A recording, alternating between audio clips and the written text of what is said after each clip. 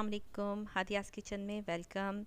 आज बना रहे हैं हम मूंग की खुश्क दाल जो भुने हुए तरीके से बनती है और बहुत ही मज़े की लगेगी आपको। इंशाल्लाह चैनल को सब्सक्राइब करिएगा ये रेसिपी देखने के बाद। और इस रेसिपी को आपके साथ शेयर करने लगे हैं। सबसे पहले हमने 250 ग्राम मूंग की दाल ली है, 1 पाव मूंग की दाल। इसको साफ़ करके हमने पानी में भिगो देना है। इसे आप आधा घंटे से ज़्यादा पानी में भिगो दें, आधा घंटा या 1 घंटा पानी में ज़रूर भिगोएं। दाल बहुत अच्छी बनेगी। इसके बाद एक पतीली में हमने लिया है थोड़ा सा ऑयल, और इस ऑयल को लेने के बाद हमने एक छोटी सी कटी हुई प्याज इसमें डालनी है। इतने प्याज फ्राई होगी इतने मसाला तैयार करते हैं। एक छोटा चम्मच काली मिर्च का हमने लिया है, और इसके साथ हम शामिल करेंगे 1 चम्मच सफ़ेद ज़ीरे का, और इसके साथ अब हम डालेंगे 1 बड़ी इलायची और थोड़ा सा टुकड़ा दालचीनी का।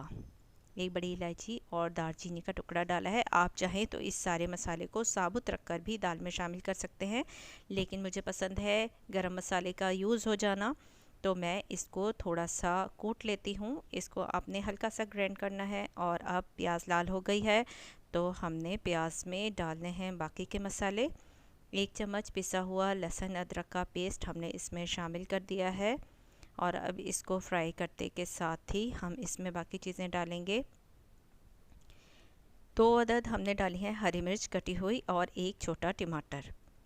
ये चीज़ें हमने इसमें शामिल करने के बाद 1 चम्मच पिसा हुआ लाल मिर्च पाउडर का डाला है, और डालेंगे 1 चम्मच ही नमक। नमक हस्बे ज़ायका होता है, आप अपनी मर्ज़ी के मुताबिक इसको एडजस्ट कर सकते हैं। हल्दी का हमने कलर डाला है। हल्दी से एक तो सेहत रहती है, दूसरे ये कि इससे दाल का कलर बहुत अच्छा आएगा। मूंग की दाल फ्रेश कलर में बनेगी बहुत ही। अब हमने कुटा हुआ गरम मसाला इसमें शामिल कर दिया है, और एक बार फिर मसाले को भून लिया है। मसाला तकरीबन बहुत जल्दी भून जाएगा, इसमें ज़्यादा टाइम नहीं लगेगा। अब इसमें हमने आधा गिलास पानी का शामिल करा है, और इसमें मूंग की दाल डाल देंगे। भीगी हुई दाल थी इसलिए बहुत ज़्यादा देर नहीं लगेगी। इस दाल को आपने दरमियानी आंच पर रखकर पकाना है। अब इसमें जब दम पर आने लगेगी दाल, तो हमने इसमें थोड़ा सा कटा हुआ अदरक और कटी हुई 1-2 हरी मिर्च शामिल कर देनी है, और इनकी खुशबू भी बहुत अच्छी होगी, जायका भी बहुत अच्छा होगा। चाहें तो हरा धनिया भी इसमें शामिल कर सकते हैं। अब दाल को आपने दम लगाकर पका लेना है चावलों की तरीके से, और झटपट दाल तैयार हो जाएगी।